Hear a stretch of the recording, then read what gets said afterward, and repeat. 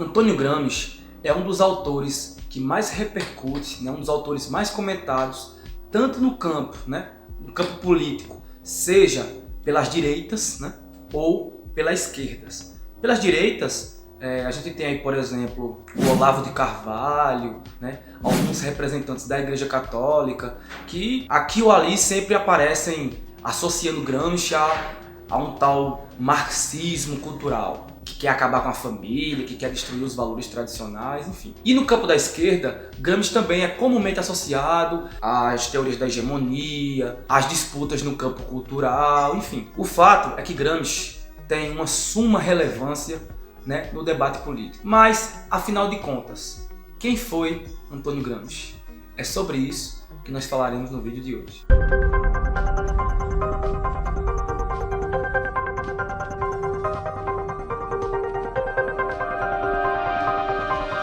Fala pessoal, se você está chegando aqui no canal pela primeira vez, eu sou o professor John Matheus e esse é o meu canal, o Dialetizando. Se você ainda não é inscrito no canal, então já aproveita, já dá aqui o seu clique de inscrever-se, dá a sua curtida, comenta aqui embaixo o que você achou desse vídeo, suas críticas, suas sugestões. E não esquece também de compartilhar esse vídeo com mais pessoas para fortalecer o debate crítico e a disputa das ideias no campo revolucionário. A vida de Antônio Gramsci é a expressão do que é a vida da classe trabalhadora em todo o mundo. O militante comunista italiano nasceu no norte da Itália, na região da Sardenha, uma região extremamente pobre, de base agrária.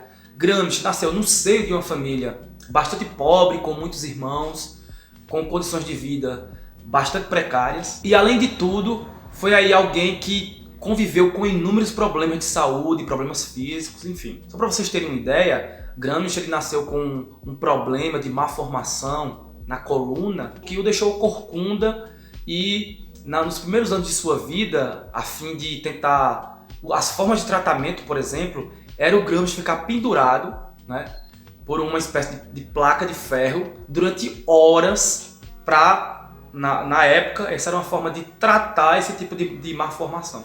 Inclusive, nas próprias biografias do Gramsci, nos relatos dele, ele diz que esse processo bastante doloroso, na sua infância, foi fundamental para ele adquirir certa disciplina, uma disciplina que ele precisou lá na frente, quando ele foi encarcerado. Bem, o fato é que Gramsci cedo entra na universidade, no curso de jornalismo, e já na região sul da Itália, nos grandes centros da Itália, Gramsci já começa aos 23 anos, em 1915, a militar no Partido Socialista Italiano. Aos 24, Gramsci entra no jornal Avanti, que era um jornal vinculado aí ao PSI, o Partido Socialista Italiano. Depois, em 1921, Gramsci sai do Partido Socialista Italiano e passa a fazer parte, agora sim, do Partido Comunista Italiano. De certa forma, enquanto esteve no Partido Comunista Italiano, Gramsci era uma espécie de correspondente, na sua função de jornalista, para tentar pensar justamente a organização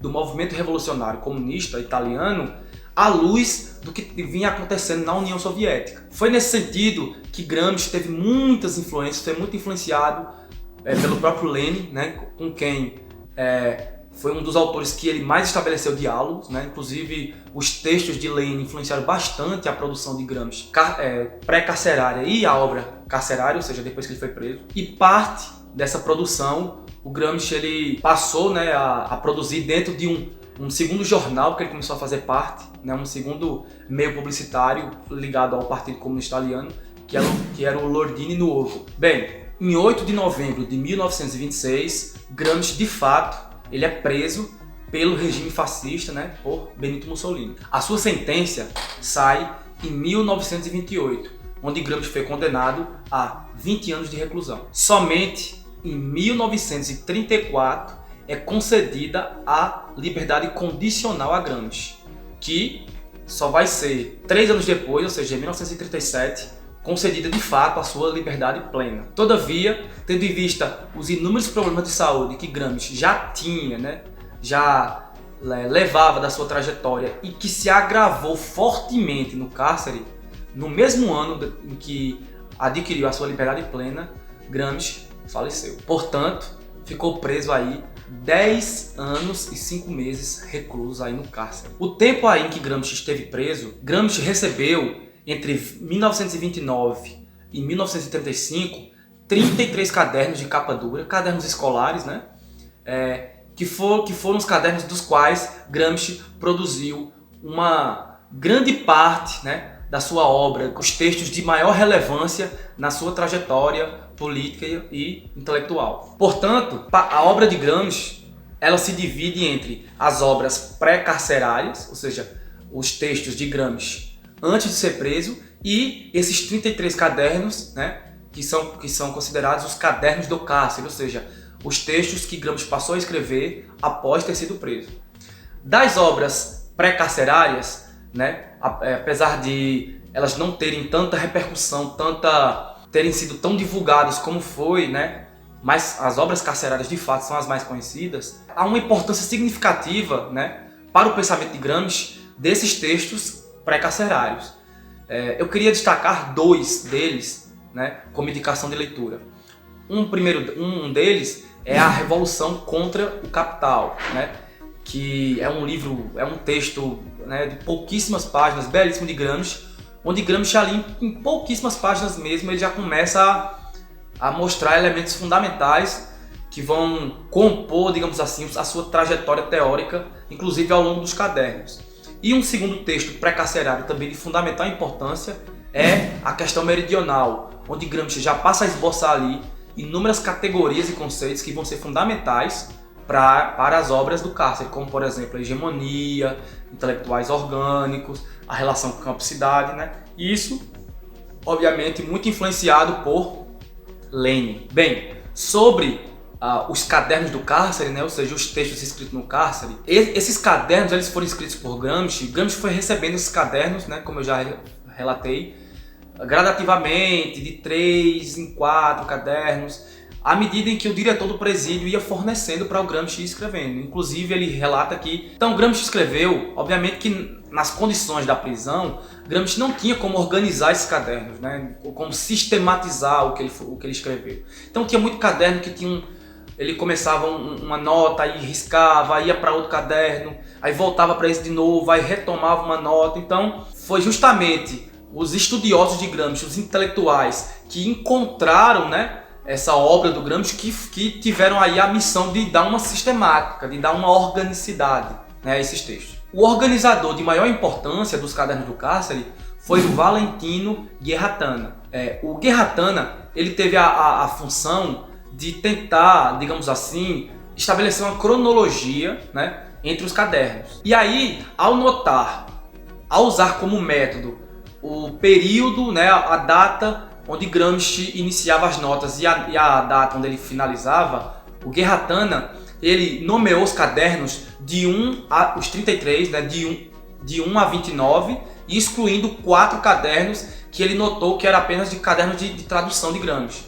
Então, cadernos de construção teórica, de formulação conceitual, foram 29, os quais receberam, portanto, os números de 1 a 29. Mas essa não foi a única divisão utilizada para que a gente possa entender, né, essa sistemática dos cadernos.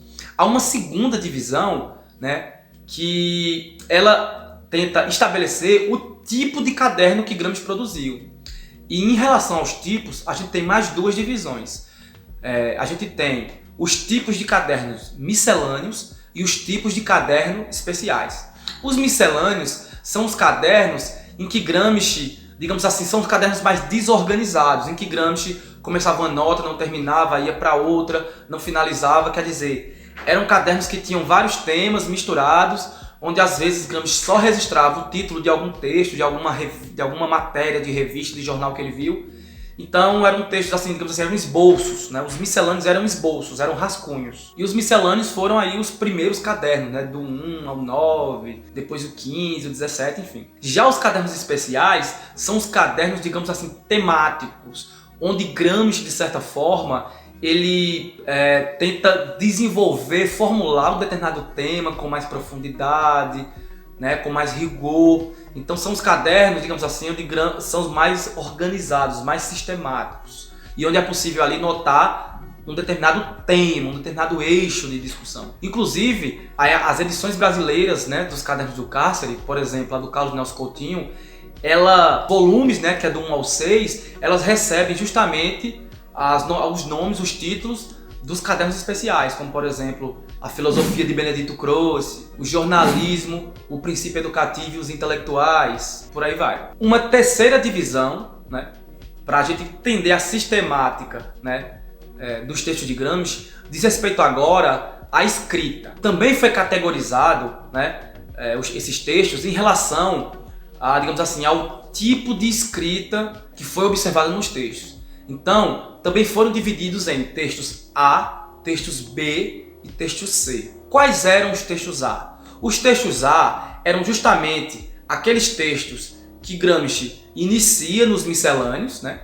Mas que são retomados e são melhor organizados nos cadernos especiais. Então, esses textos que foram esboçados e foram retomados nos especiais, esboçados nos miscelâneos e retomados nos especiais, são chamados de textos A. Os textos C, portanto, são justamente os textos retomados. Ou seja, os textos C são justamente os textos que foram retomados do A e que se tornaram textos especiais. Então, os textos especiais são os textos C. O A são os rascunhos, né, que foram retomados, e os C são, portanto, os organizados que derivaram dos rascunhos. E os textos B são aqueles textos que Gramsci iniciou, mas que ele não deu continuidade. Então, você tem também aqui uma divisão de acordo com o tipo de escrita. Na obra de Gramsci, Gramsci tratou de inúmeros temas, né? E um desses temas foi justamente a educação. Gramsci ele conseguiu dar mais elementos, avançar um pouco no debate sobre a educação, até mesmo mais que o Marx e que o Engels, quer dizer, se debruçou um pouco mais. Seja nas discussões que o Gramsci traz nos cadernos do cárcere, né? Ligada à própria hegemonia, né? Já que Gramsci considerava que a hegemonia como a disputa, né, pelo consenso, ou seja, a hegemonia como uma forma de dominação que educa, e aí, portanto, a pedagogia ela é fundamental. O próprio Gramsci considerava que é impossível separar hegemonia de pedagogia, então seja dessa forma, seja através da função dos intelectuais, né, que é também uma função educativa, ou seja, é uma função de construção do consenso, né? Por exemplo, o papel que cumpre a opinião pública, o jornalismo, então são temas muito vinculados, discutidos ali, relacionados com a educação, e seja no próprio debate sobre quais deveriam ser os fundamentos da educação, qual deveria ser o princípio educativo, né? Então, o Gramsci e as contribuições de Gramsci foram fundamentais, né, para refinar, para sofisticar e avançar aí a tradição marxista que estuda, né, pesquisa sobre o campo da educação. Inclusive, há um outro conjunto de textos chamados de Cartas do Cárcere, que era onde Gramsci trocava, aí, né, onde Gramsci dialogava com pessoas próximas a ele, que eram cartas que ele enviava do cárcere para a esposa, por exemplo, onde Gramsci perguntava, questionava ali qual tipo de formação a esposa estava oferecendo aos filhos. Então, por exemplo, ele perguntava, é uma formação mais espontânea, ou seja, daquela que deixa a plantinha florescer sem poldar, ou era uma formação que considerava a disciplina, que considerava que nos primeiros anos ali da formação humana é preciso ter elementos que disciplinam, que poldem, que ajudem a moldar, né, o desenvolvimento. Então, esse debate entre o princípio, né, o caráter pedagógico da educação, se espontaneista ou com elementos de disciplina, perpassou aí esses textos aí das Cartas do Cárcere, que foi depois retomada também, né, por estudiosos para tentar entender como é que Gramsci pensava e como foi que Gramsci pensou a educação. Esse debate de Gramsci em torno da educação foi traduzido por alguns intérpretes. Alguns deles foram Mário Alighieri Manacorda, Paolo Nozella e Gaudêncio Frigoto. Bem, pessoal, então esse foi o nosso primeiro vídeo da série sobre Antônio Gramsci e educação.